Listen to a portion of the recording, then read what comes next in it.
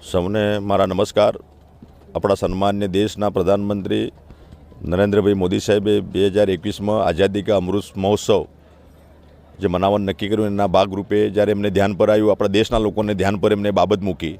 કે આપણે દેશને આઝાદી અપાવવામાં સર્વપ્રથમ આદિવાસી સમાજે જે બલિદાન આપ્યા હતા એવા આપણા ઝારખંડની ધરતી પરથી ઉલિહાતીમાં જન્મેલા 1875માં જન્મ થયો એવા ભગવાન બિરસા મુંડા જેમને દેશને આઝાદી અપાવવામાં જે બલિદાનો આપ્યા હતા અને આદિવાસી સમાજને જાગૃત કર્યો હતો, એ ઇતિહાસમાં એનું નામ કોઈ જગ્યાએ નહોતું અને એ નામને સર્વપ્રથમ નામ હતું।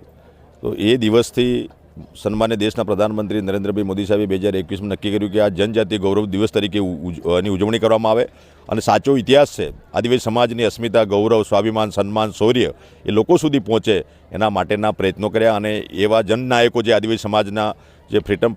ફાઇટર તરીકે જેમને બલિદાનો આપ્યા છે એ માનગઢની ધરતી પરથી ગોવિંદ ગુરુ હોય, મોતીલાલ તેજાવતના નેતૃત્વમાં આપણે જે લડેલા સાબરકાંઠાની ધરતી પર પાલ દડવાલ, રૂપસિંહ નાયકા હોય, આપણા આસામ અને પૂર્વ તમામ રાજ્યોના જે આદિવાસી સમાજના જે જનનાયકો જે બલિદાનો આપ્યા એને યાદ કરવાનું કામ આપણા સન્માન્ય દેશના પ્રધાનમંત્રી નરેન્દ્રભાઈ મોદી સાહેબે કર્યું। એના ભાગરૂપે આજે 150મી જન્મજયંતિ નિમિત્તે આપણા ગુજરાતના માનનીય મુખ્યમંત્રી શ્રી ભૂપેન્દ્રભાઈ પટેલ સાહેબના નેતૃત્વમાં ડાંગથી 15 નવેમ્બર 2024થી આ યાત્રાની શરૂઆત થઈ હતી। આપણા 14 જિલ્લાઓ પસાર કરીને લગભગ આ 25 દિવસનો પૂરો રૂટ નક્કી કરીને જન સુધી બિરસા મુંડા જન્મજયંતિની બાબત અને સરકારની યોજનાઓ અને સાથે સાથે સનાતન હિન્દુ સંસ્કૃતિની જે બાબત છે એને જે સાચો ઇતિહાસ, સાચી વાત લોકો સુધી પહોંચે એના માટેનો પ્રયત્નો કર્યા અને આજે 14 જિલ્લાઓ, 80 જેટલા તાલુકાઓ, અમારા ઐતિહાસિક ધાર્મિક સ્થળો પર થઈને યાત્રા આજે અહીંયા સંપન્ન થાય છે। જગતજનની મા અંબાના ચરણોમાં અંબાજી ધામ ખાતે આજનું સમાપન છે અને આ સમાપનમાં અમારા વહીવટીતંત્ર, અમારા પ્રદેશ મોરચાની પૂરી ટીમ અને જે ઉમરગામથી અંબાજી સુધી અમારા ધારાસભ્ય, સંસદ સભ્યશ્રીઓ, અમારા તમામ સમાજના વડીલો, માતા બહેનો, યુવાનો અને અમારા સંતો મહંતો પણ જોડાયા। એ તમામનો આ તબક્કે હું આભાર માનું છું અને માનનીય મુખ્યમંત્રીશ્રીએ આ સરસ આયોજન કરીને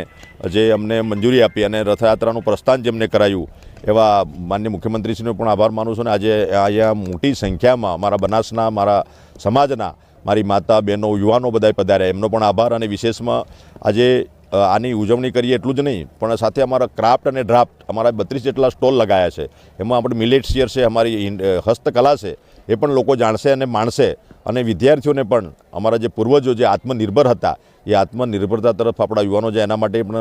એમની વાત પણ કરી છે। અને સાથે સાથે જે વિદ્યાર્થીઓએ સરકારી સ્કૂલોમાં શ્રેષ્ઠ પ્રદર્શન કર્યું છે એવા વિદ્યાર્થીઓનું પણ સન્માન થાય એની પણ વ્યવસ્થા કરી છે અને આજે તમામને હું શુભેચ્છા પાઠવું છું। ધન્યવાદ।